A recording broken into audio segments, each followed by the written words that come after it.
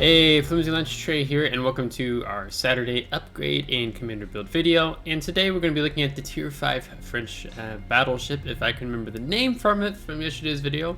The Bretagne, or also in English, or another way of pronouncing it is, I think you can call it the Brittany, something like that. The Brittany? I don't know. Anyhow, I'm getting used to calling it the French name. So we're going to look over the ship. It's going to be hopefully pretty short and sweet. I do need to make a quick note, though, that tonight I will be streaming on Twitch. I think I put it in as 8 p.m. CST, Central European Standard Summer Time, or 2 p.m. Eastern Time. So I'll catch you for that. Now, on with the ship. So, what type of battleship is the Bretagne? Well, pretty much what you see is what she's get. You talk about, is she a long-range sniper? Is she a close-range brawler? Is she a mid-range battleship? And she's basically just a mid-range battleship between her 3 and 40mm guns in her armor scheme. So let's talk a little bit more about that, and as we unpack the ship, we kind of understand why I talk about the ship just being this mid-range ship, and I'll define more mid-range probably when we get to talking more about the ship. So your bow and stern plating, it's kind of interesting actually. It's 19mm, but then you also have this other section, kind of part of your deck hull, also 19mm. So you can actually see kiting away. You've got a little bit more weakness in between the two 19mm. Where front on, she's a little more tanky, which is kind of interesting because usually it tends to be the opposite way around. But it's just because of that deck plating that defines that. Where you have these 30mm deck section parts. And then, of course, looking at this 150mm casemate armor, part of the armor belt. So that's nice. But then, what even gets more interesting is you get this icebreaker. So you go from that 19mm to 150mm, and then you get this. Really interesting. There are some ships in the game that have this type of armor scheme, but not all of them. Where you have this icebreaker come forward. And then melts into this even thicker armor. So go 200 to 238. You have 250 beneath here, and just wraps around the entirety of the hull, almost 150mm, and then you have this little 19mm gap. So again, a little bit weaker when you're cutting away in this ship. Also, is that sometimes these plates will catch the armor. If I can take that away. Yeah, these step ups. I'm gonna take this away. Like here, if you manage to get shells lobbed into here, sometimes it will catch and it'll penetrate the shell. Or from the front, again, you don't have that. So she's a little bit better to angle forward, I would say, in my opinion, when it comes to that. Now, when it comes to her citadel is rather low. It's actually down in here. And we're trying to see how thick the armor is, and it's because it's just covered everywhere. So you can see that you have the 40mm, 30mm, and then I think that was 40. Then you have this armored slope before the front and main turrets, which is actually kind of nice. It helps avoid the gun magazine. As you can see, it actually doesn't fully connect. Was it here? Yeah, there you go. So that's nice. So sometimes instead of it going into your citadel, it's just going to angle it and ricochet it up into the main hull of the ship. 19mm torpedo bulkhead, but I can't quite see. Yeah, 13mm. I'm going to assume it's probably just 13mm underneath this.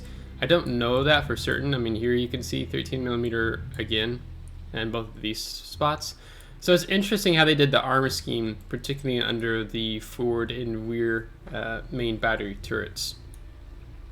Speaking of main battery turrets, just briefly, these guns are a bit nice. They're a bit more harder to knock out. One is because of their cylinder, sphere-like shape. So you don't have this boxy turret design that often knocks out turrets.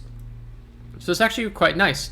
And you can see 330mm on the front, 330mm on the side, and 400mm on the back of the turrets. So that's usually your strongest part of your turrets on your front, but it's on the back.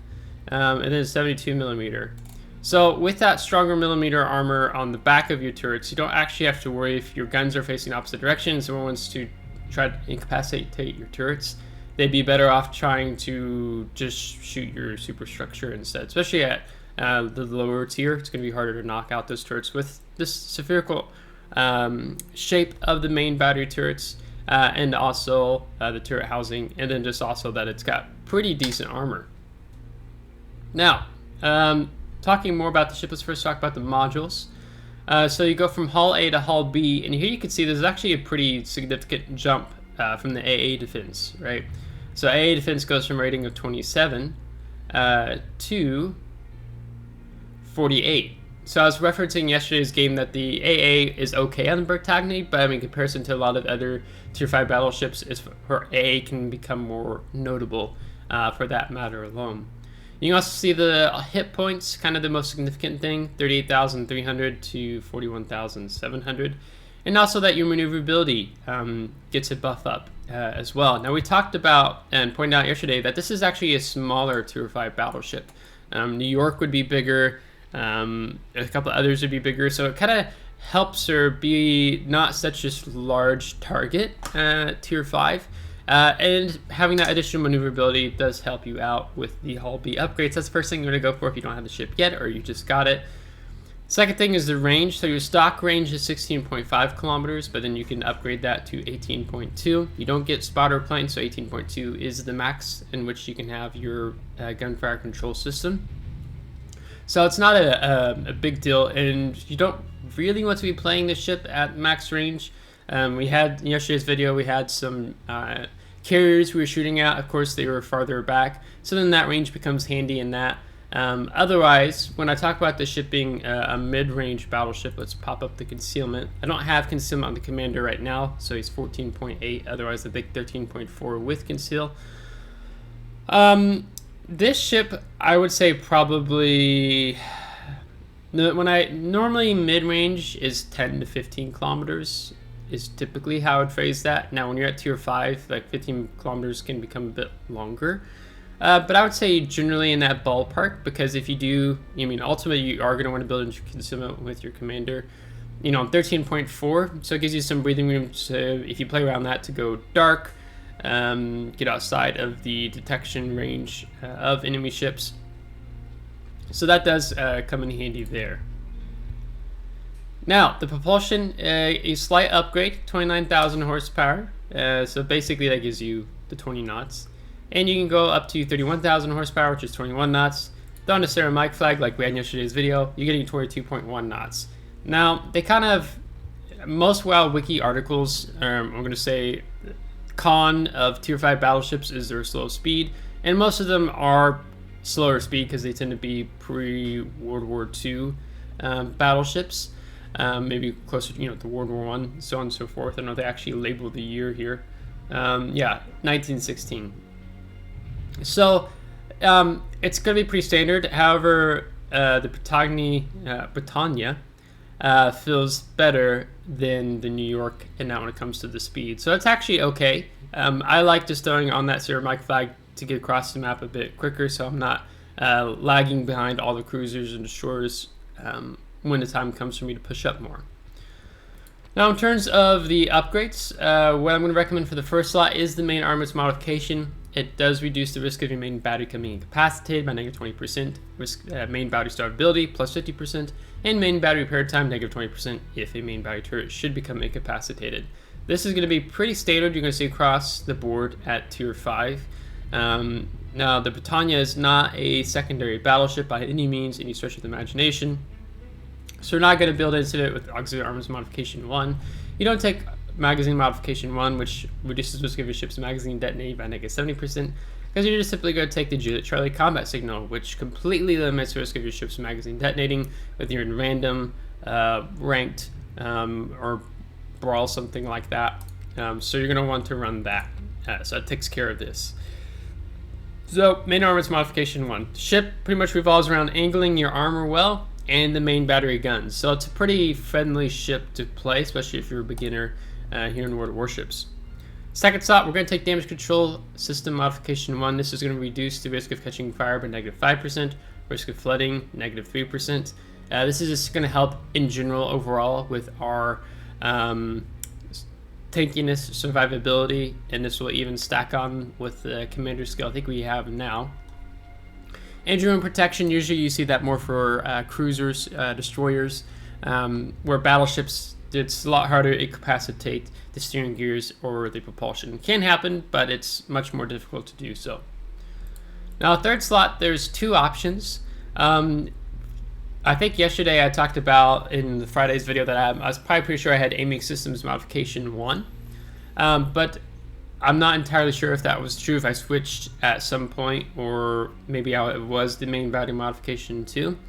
Because I talked about the stock turret traverse time is 45 seconds, 180-degree turn time, and that's pretty abysmal. So normally you want to be much closer to 30 seconds. That's when things start getting a lot nicer. So we have greased the gears on our commander, and we've taken the main battery modification 2 here to get us down to 32.6 seconds. And I'm gonna have to say that this helps feel nicer, so you don't feel as clumsy, I guess, as a tier 5 battleship. So you have this. The other one that I often go for is the Aiming Systems Modification 1, because this reduces your main battery shell dispersion by -7%, which means you're getting tighter vertical and tighter horizontal dispersion, meaning that your guns are more accurate. You do get a slight buff to your secondary batteries, but we don't really care about that. Mainly, we're wanting that buff to the main battery guns. For me, it's a toss-up between the two, which I would take. You can try it out. You could try Aiming Systems Modification 1, and if the turrets are just turning too slow for you, then I would say go for the main battery modification 2. At tier 5, it's not this as high competitiveness, where sometimes I do prefer the Aiming Systems Modification 1 that much more. Mostly, not always. Depends on the battleship. But at tier 5, it's kind of more relaxed. You know, the highest you're going to see is tier 7s, of course, and you'll see tier 4s as well. So it doesn't feel as a stressful environment where you're really desiring those super accurate salvos. There's some other battleships that be a little more accurate than the Bretagne. So in general, I'd probably just say go for main battery modification 2. You're not going for secondary battery, you're not going for A. I mean, your A is okay, it's good on the Bretagne, but secondary battery, it's not a secondary battery battleship. Now, in terms of our armament, high explosive and armor-piercing shells is what you get here. So reload time, 30 seconds, pretty standard for most all battleships in the game. Your minimum shell switching time is 18 seconds, because I've taken Expert Loader on my commander, otherwise it would be 30 seconds. Maximum damage, 4,700. You have a decent chance of causing fire on a target with 26%, and it penetrates 57 millimeters. Armor piercing. Again, these are 3 and 40 millimeter guns, and you can see the maximum damage jumps up to 9,500. So if you get, you know, nice broadside, which honestly at tier 5 you see a lot of broadside battleships, you see a lot of broadside cruisers. Also because there's a lot of newer players in the game that are grinding through the mid tiers. So you do want to utilize the armor piercing when you can. As often you're going to see a lot of people still figuring out positioning, and often that presents you a lot of broadside targets. You also have depth charge airstrike. You only get one charge, one available flight, one attack aircraft in a flight, and it only has one bomb in that payload, 6 kilometers. So it's not that great. I mean, it's slightly longer than your AA range, but basically it's helps you out if you see a submarine really, really close to you, and if the submarine's really, really close to you, you're probably screwed. Consumable wise, you have the damage control party, action time 15 seconds, cooldown time 80 seconds, and we can get both of these down even by taking November Foxtrot. You can see sorry, the action time stays the same. Its cooldown time stays at 76 seconds. And then we can also bring the cooldown time on the repair party from 80 seconds to 76 seconds. That's what I meant when I said both. India Delta, 208 HP per second. If you take India Delta, it'll bump you up to 250, so you're getting more health back, more bang for your buck. So I would recommend running that here on the Bretagne. And you start out with 4 consumables, and you can get up to 5 repair parties. Otherwise, what would be the combat signals I'd be running on the ship? In general, I just normally run this. I don't typically take the others. I'm just running 6 combat signals. No need to take out a lot. The only thing that I will say as caveat to this, if you're playing weekends, you tend to see more carriers. So on the weekends, Friday, Saturday, Sunday, I tend to run the November Echo Set 7 combat signal, which bumps our AA up from 48 to now 50. Going to our commander. So for a 10-point commander, this is what I'm going to recommend here. So first, as I referenced, so it used to be called Expert Loader, it's gun feeder. Your main battery shell type switching time is -40%.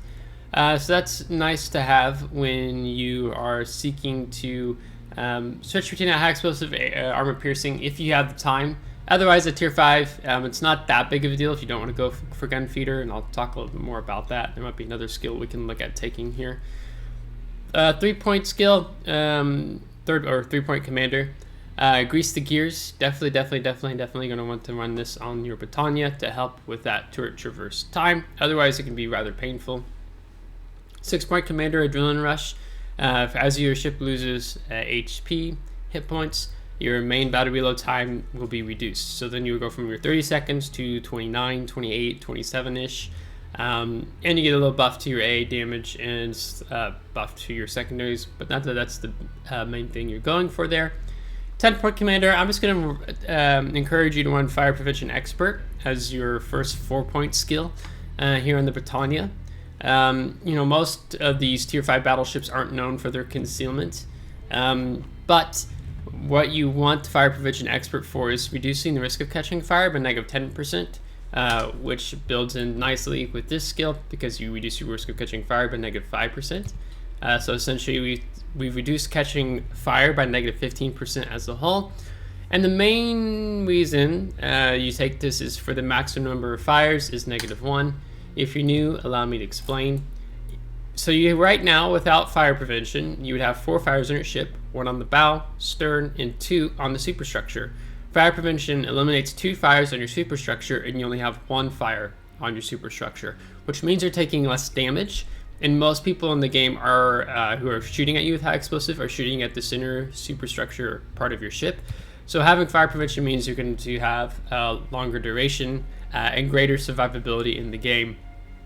So pretty much standard. I'm going to tell you for most all tier 5 battleships, just take Fire Prevention Expert first.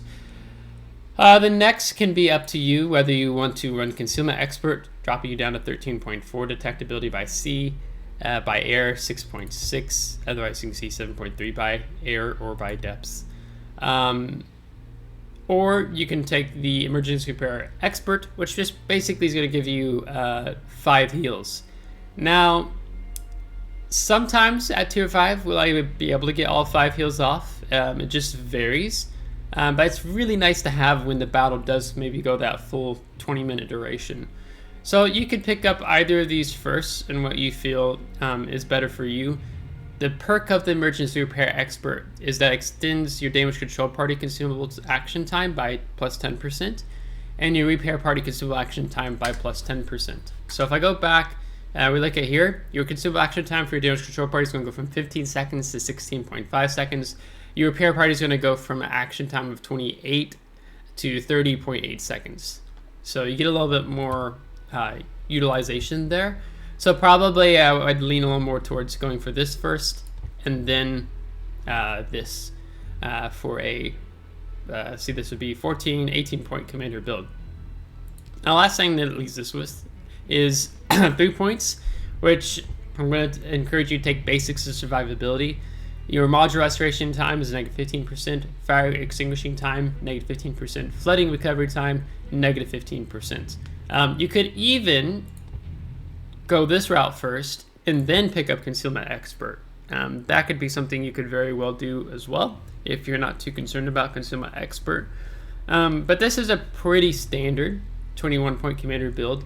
And this is a battleship that doesn't have any gimmicks. It doesn't have anything really special going on for it besides its decent armor scheme in some places, whereas other places you can see it's rather vulnerable in terms of the armor scheme, and the main battery guns.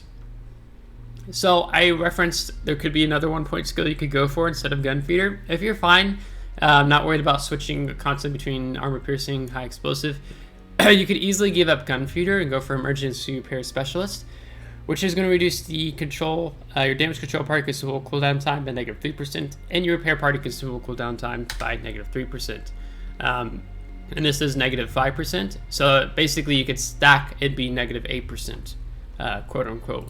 If you want to have your consumables, those two consumables, ready to go that much more quickly. So it's really a toss-up between these two. I think that would be if I was going to do a different 21-point commander build here on the Bretagne, I would give up gun feeder and go for emergency repair specialist. For me, it's tied between these two, and I like being able to have that additional time to switch between, or shorter time if I do want to switch between high explosive to armor piercing or vice versa. But this is another great option to take if you're wanting to run a 21-point commander build with the emergency repair specialist. Otherwise, there's really not that much going on here for the Bretagne. There's not really any other skills that I feel very inclined to want to run here on this ship, just because you're going to always get your mileage out of a 21-point build like this, or with the emergency repair specialist without gun feeder. So if you have any questions about a skill I did not cover, please let me know below in the comments. I have really enjoyed playing the Bretagne. She's been a very enjoyable tier 5 battleship for me to play, and so I put this 10-point commander back on because I have a higher point commander that I'm taking up the French battleship line right now. And this is a tier 5 battleship. I will be playing again for sure. I won't become a mothball ship. Won't be part of my mothball fleet. Basically, it's in reserves and I don't play it. So if you liked today's video, I hope you give it a thumbs up. If you didn't, you can give it a thumbs down. Subscribe if you do want to see more. If you subscribe, thanks so much. I really appreciate it. And if you've played this ship and there's something about it you like or dislike, then share in the comments below and we can have a discussion there. So until next time, take care.